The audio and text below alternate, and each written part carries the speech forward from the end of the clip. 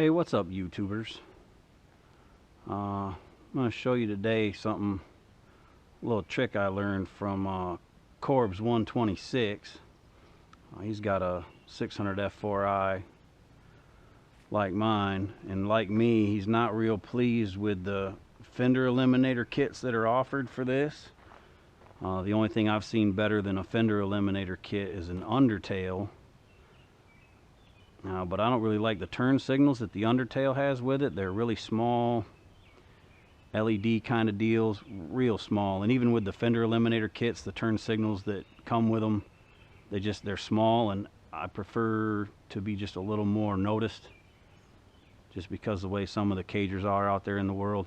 So what he did, and what I'm getting ready to do, is he just cut the bottom off the stock Fender. And it looks a lot better. I mean, it's pretty clean. So that's something I'm going to do. Just waste a little time today.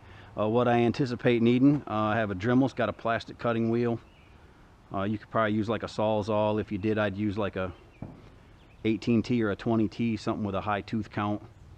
I can't even draw a straight line, so I'm going to use a Dremel. It's a little more precise. I got a better shot of it turning out halfway decent.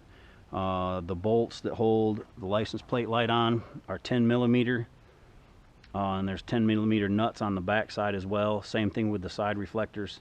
It's 10mm, so I got a 10mm socket and a 10mm boxed in wrench.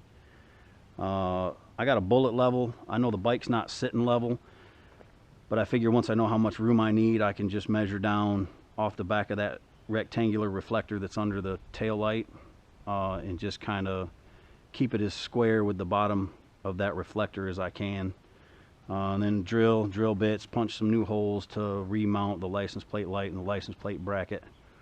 I'm going to spare you a lot of the boring details, and just kind of show you what I'm going to do, and then I'll cut back in once I've got some of the stuff done. First thing you're going to have to do is make sure you move the license plate light wire out of the way. There's just a little wire clip that holds that. Going to pull these off, and then the license plate light and license plate bracket will come off. I'm going to remove the side reflectors, and then, like I say, see how much room I have to make sure I can remount the light as high as I can get it, and then just cut the bottom off and clean it up a little bit. So we'll give it a shot here and see how it turns out, and I'll get back with you shortly.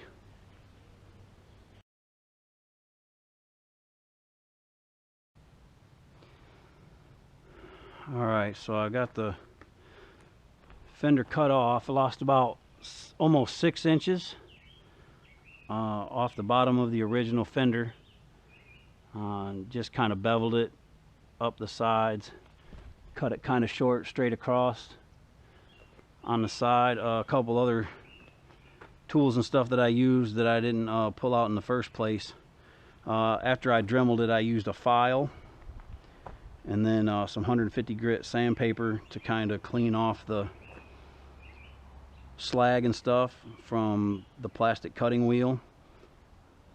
And to make the holes for the metal sleeve that holds the license plate assembly on, I used a sharp nail set, and then just a small drill bit, and then a 5/16 bit to make the actual holes. And it was a little tight, just kind of routed it out. So that's about where we're at right now. I'm gonna put the rest of it all back together and see what it looks like, and then we'll wrap it up.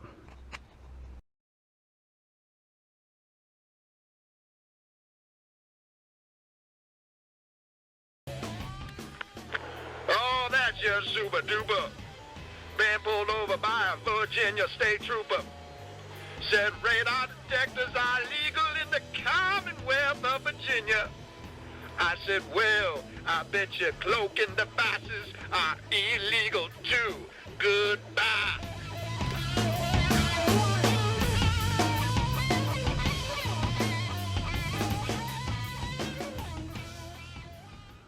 Here's something I wanted to show you guys real quick. This is a metal sleeve that goes through the fender and then into some grommets into the license plate assembly.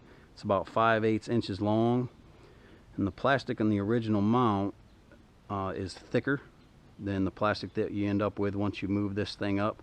So what I did with the other one, and what I'm going to do with this one, put on a grinding wheel, take it down to about 3/8 inches long. That way it doesn't bottom out, and you can actually get the license plate assembly on there tight. Alright, here it is.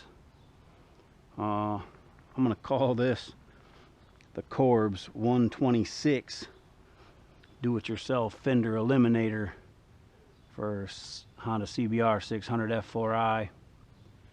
Definitely cleaned it up real well. Lost about 6 inches of fender. I think it probably took me maybe 45 minutes in all, minus all the interruptions that I had this evening. Pretty easy to do, didn't cost me a dime, a little bit of time.